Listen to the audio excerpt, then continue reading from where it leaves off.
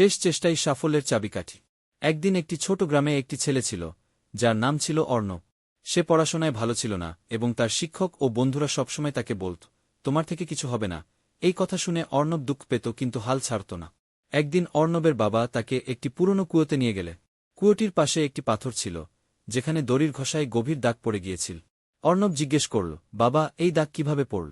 তার বাবা হাসি দিয়ে বললেন, এই দড়ি প্রতিদিন পানি তোলার সময় পাথরের ওপর ঘষা খেত। বছরের পর বছর ধরে ধীরে ধীরে এই দাগ তৈরি হয়েছে।